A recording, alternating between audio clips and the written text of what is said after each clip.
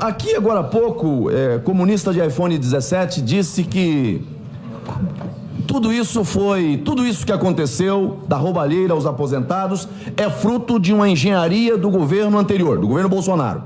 O governo Bolsonaro, na visão do comunista de iPhone 17, foi quem desenhou toda essa arquitetura para favorecer CONTAG, para favorecer Sindinap, do irmão do presidente Lula, para favorecer os descontos associativos.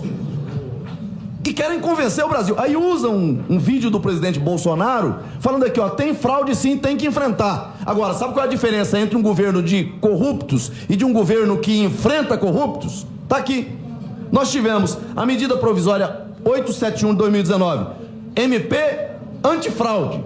Qual foi a mobilização da CONTAG e dos aloprados de esquerda contra a MP 871?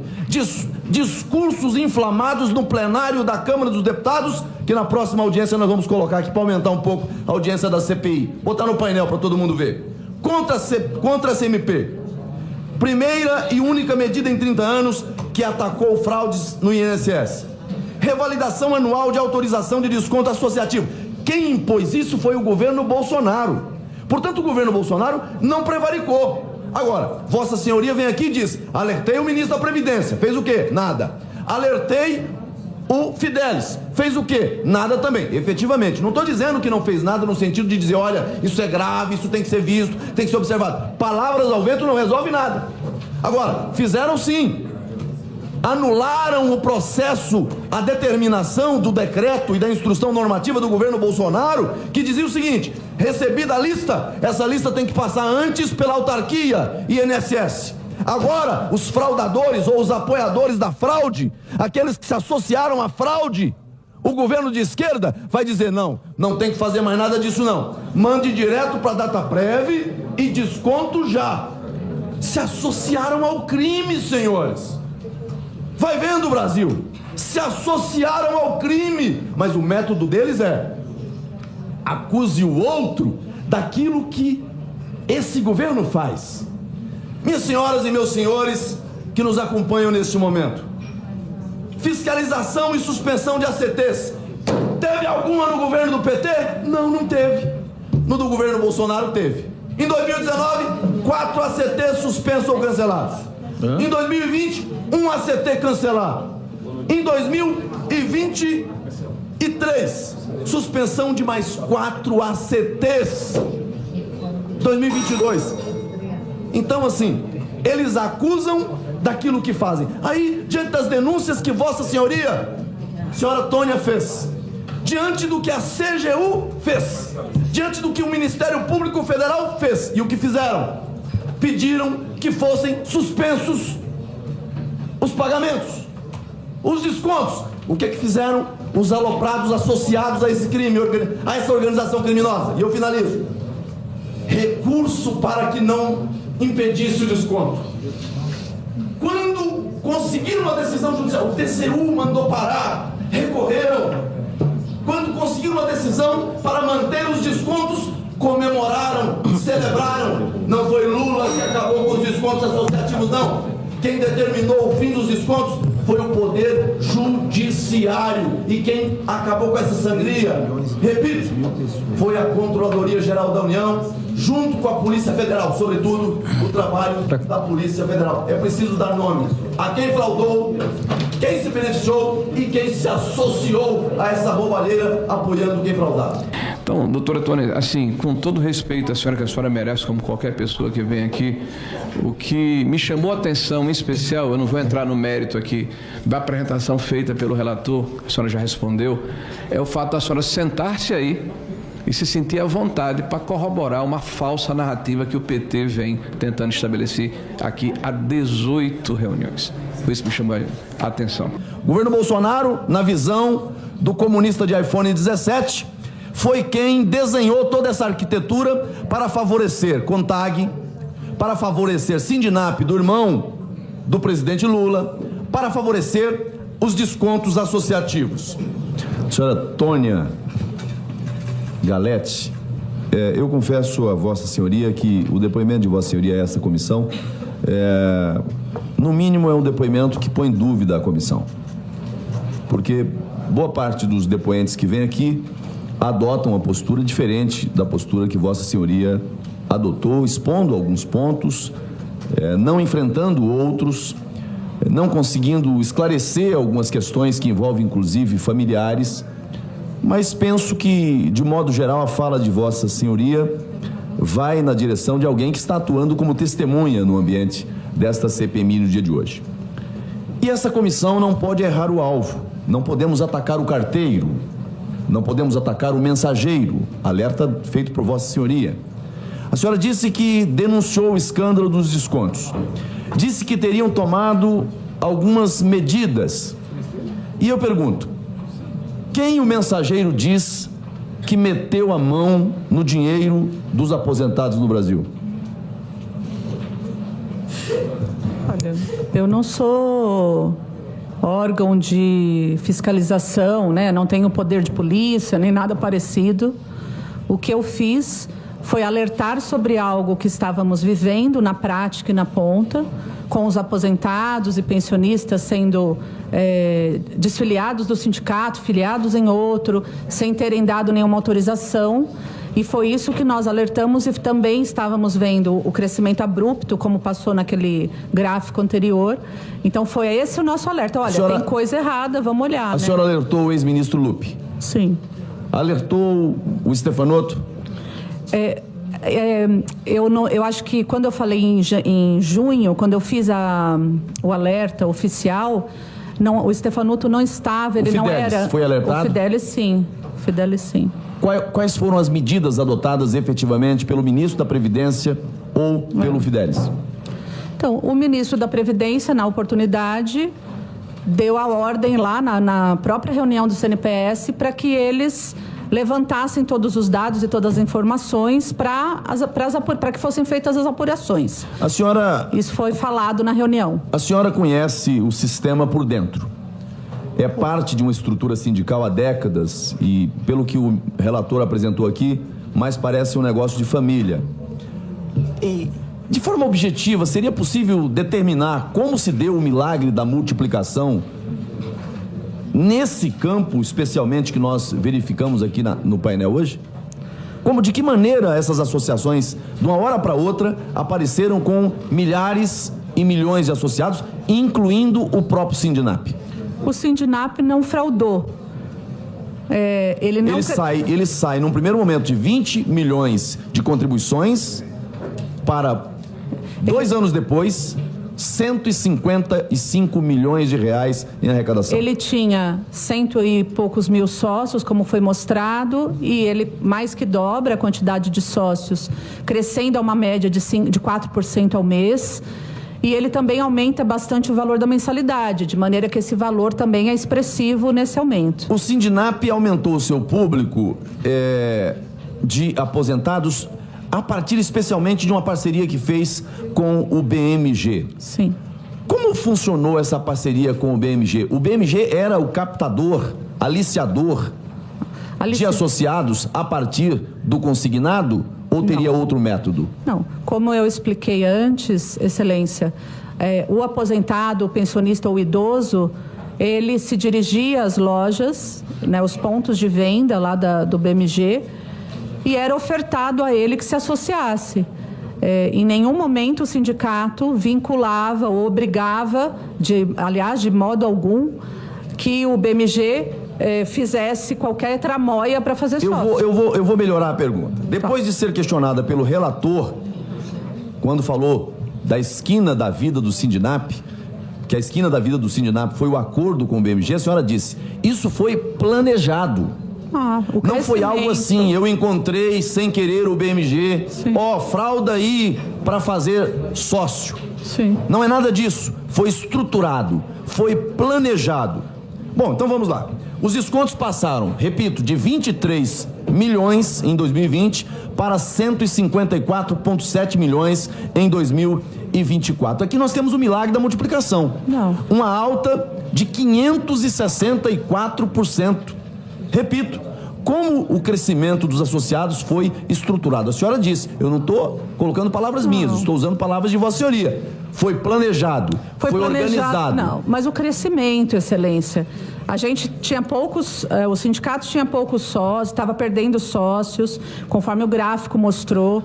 E o sindicato fez uma reunião de diretoria, várias reuniões. Olha, a gente precisa voltar a crescer o número de sócios, precisa voltar a fazer sócios. Vamos procurar parcerias para conseguir fazer esses sócios. Bom, é nesse sentido que eu disse que foi pensado e estruturado, que não foi algo aleatório. A senhora já disse aqui, contrariando uma informação do relator, reportando relatório da CGU do governo Lula. Disse textualmente que a CGU mentiu, fraudou dados. Não, se eles fraudaram, eu não sei. Bom, eu disse que eu não concordo com os dados que estão lá, que eu não reconheço. Reproduz a verdade ou foram fraudados? Não, mas não sou eu que estou falando. Ou a CGU do Lula está mentindo?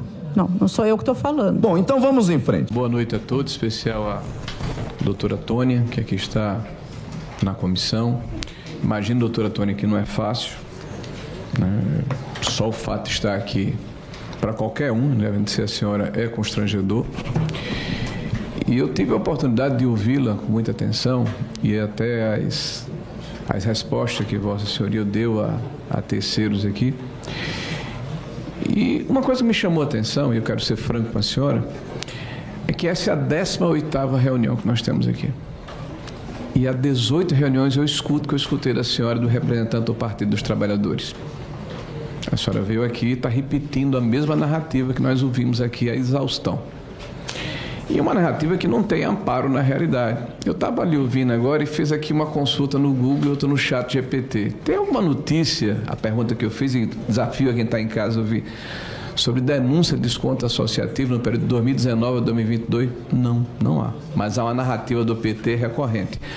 A senhora é, de acordo com o seu currículo, mestre em Direito Político e Econômico pela Universidade Presbiteriana, Mackenzie, especialista em Direito Constitucional, enfim, graduada pela Faculdade de Direito, pós-doutorada, professora da universidade. Então, a senhora, mais do que ninguém, não pode desconhecer a lei. E a senhora fez uma afirmação aqui que me chamou a atenção. A senhora afirmou que desde 2019... a senhora denuncia o fato de que há desvios ou fraude em descontos associativos. Mas a senhora foi membro do Conselho da Previdência desde 2021. E antes de vir para cá, eu fui lá para o meu gabinete para consultar as atas. E a senhora em nenhum momento falou a respeito desse tema, em mais de 9 reuniões. A senhora não falou. A senhora prevaricou? Não, né? Bom, mas a senhora teve a oportunidade de falar de 2021 a 2022 como membro representando os aposentados nesse conselho.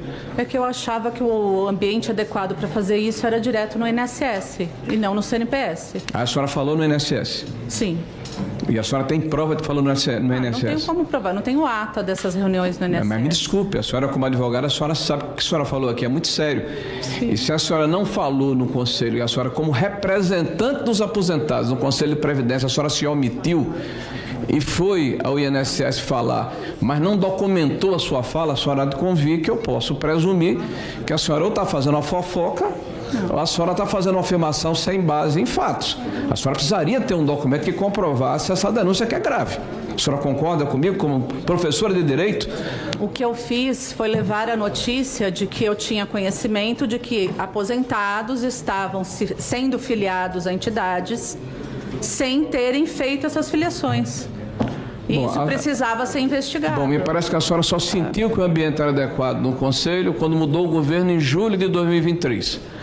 A senhora se achou confortável para fazer a denúncia que a senhora passou 2 anos sem fazer, num ambiente que a senhora acaba de afirmar que não é o adequado. Foi isso? Como não é o adequado? A senhora me disse, a senhora me respondeu que não fez a denúncia, né, enquanto conselheira, porque não era o ambiente adequado e levou sem nenhuma formalização o INSS.